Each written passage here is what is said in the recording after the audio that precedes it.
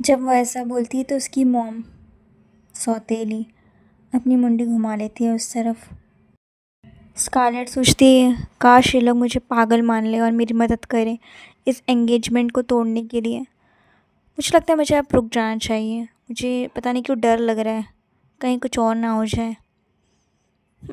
जाने दो, मैं थोड़ा नींद ले लेती हूँ, नहीं तो ये लोग वापस चालू कर देंगे। ये सोचकर वो सोने लगती है और 2-3 सेकंड में वो सो भी जाती है। उसके डैड और उसका भाई उसे देखकर शॉक हो जाते हैं। उसका भाई उसे देखकर हंसने लगता है। स्कारलेट एक सपना देखती रहती है सोते वक्त। वो बोलती है ये क्या है, किसी की रोने की आवाज़ आ रही है।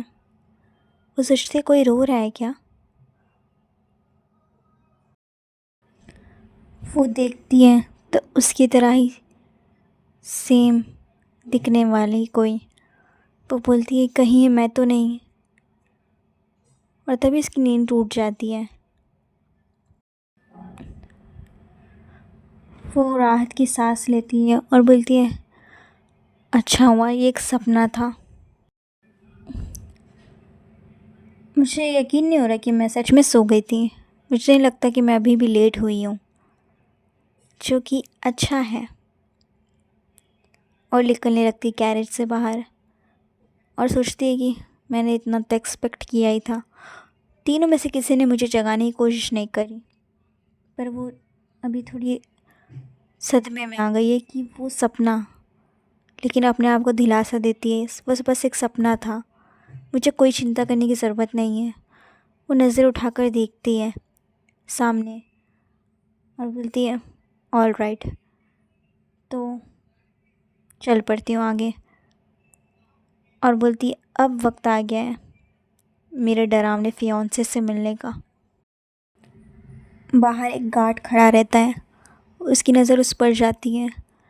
वो हाँफते हुए सामने खड़ी है, ऐसा लग रहा है जैसे कि कोई भूत खड़ा हो। वो अपने हाल को ठीक करती है और बोलती है मैं लेट हूँ ना, क्या तुम मेरे लिए दरवाज़ा खोल दोगे। और मन में सोचती है इस तरह से सबकी नज़रें मुझ पर होंगी, और हंसने लगती है। तभी वो गार्ड बोलता है मुझे डर है कि मैं ये ना कर पाऊँ। वो बोलता है कि मैं ये घोषणा नहीं कर सकता कि आप आ गई हैं, क्योंकि मैजेस्टी महाराज वो बॉल में आ चुके हैं, इसलिए मैं नहीं कर सकता आपका नाम। तब वो सोचती है शायद ये चाहता है कि मैं चुपचाप अंदर चली जाऊं। वो बोलती है कोई बात नहीं, मुझे पता है, क्या तुम मुझे अंदर जाने दे सकते हो अभी। और हंसने लगती है। सोचती है कि मुझे कुछ ऐसा करना पड़ेगा कि लोग याद रखें मेरी एंट्री को। वो बोलता है यस माय लेडी, और अंदर चली जाती है। वो अंदर जाकर देखती है तो लोगों की भीड़ एक आलीशान सी इमारत में, लजीज खाना, तरह तरह की डिशेस। सोचती है ये कुछ ज़्यादा ही बड़ा नहीं है। वो हक्की बक्की हुई सोचती है मुझे तो पता है कि इससे पहले जो पार्टी देता था वो उससे भी ज़्यादा महंगी होती थी। ये सब देखकर मैं इमेजिन नहीं कर पा रही हूँ कि वो पार्टी में क्या होता होगा। और बोलती है चलो, कहाँ है मेरा डियर टिरेंट, उसे ढूंढती हूँ। जैसे जैसे उसके कदम आगे बढ़ते हैं लोग बातें करना चालू कर देते हैं। बोलते हैं देखो ये लेडी स्कारलेट है यहाँ पर। और कुछ लड़कियाँ बात करने लगती है तुमने देखा उसने कैसी ड्रेस पहनी है, वो सोच क्या रही थी। वो सोचती है कि स्कारलेट की ओह मुझे डेफिनेटली इनका अटेंशन तो मिल गया है। तभी वो उस तरफ पलट कर देखती है तो एक सामने भूरे रंग बाल वाला लड़का खड़ा होता है। वो बोलती है ये थोड़ा हैंडसम लग रहा है, कहीं यही महाराज तो नहीं। वो उसकी तरफ देखता है, उसकी नीली आंखें रहती हैं और भूरे कलर के बाल। वो उसके भूरे बालों को देखती है और बोलती है अरे इसके बाल तो ब्लॉन्ड कलर के हैं।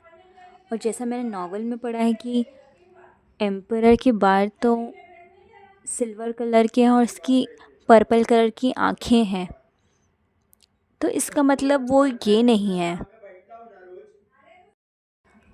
वो वापस उसको ढूंढने में लग जाती है और सोचती है वो है कहाँ।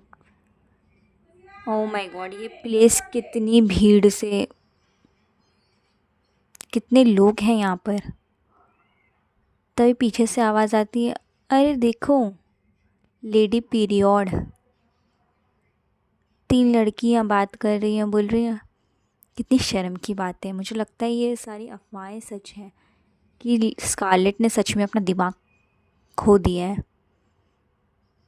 वो सोचती है स्कारलेट की ये तीनों, मुझे कुछ याद आ रहा है।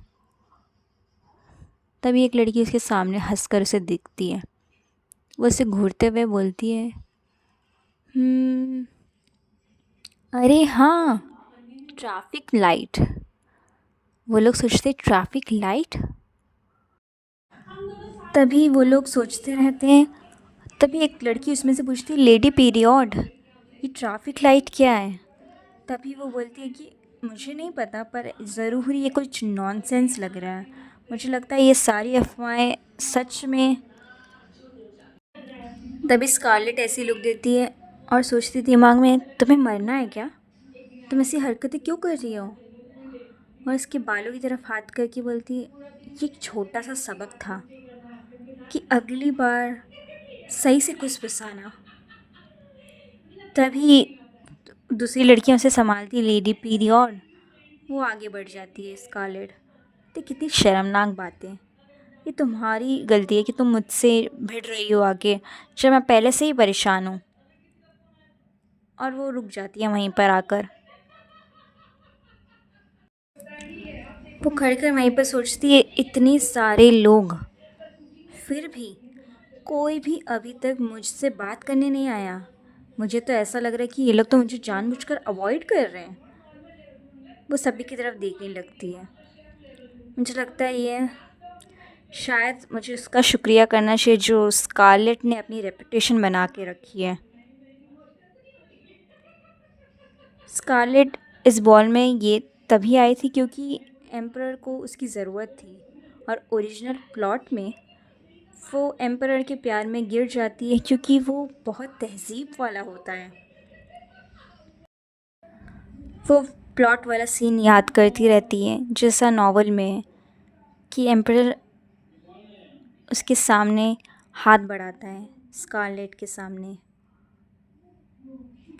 तभी वो सोचती है पर मुझे लगता है जो एक्चुअल रीज़न है वो ये होगा कि उसे पता होगा कि इसे मेरी ज़रूरत है, और वो एक आखिरी इंसान था जिसे उसकी ज़रूरत थी। वो सोचती है कि कितनी पागल थी, कितना बेकार रीज़न था इसका किसी के प्यार में पड़ने का। और तभी इसके और एक अफवाह सुनाई देती है कि वो देखो लेडी स्कारलेट जो अपने सही दिमाग में नहीं है। वो सोचती है अच्छा ठीक है, तो सच में कुछ मेरे साथ फाइट करना चाहते हैं, तो देखती हूँ कौन है वो।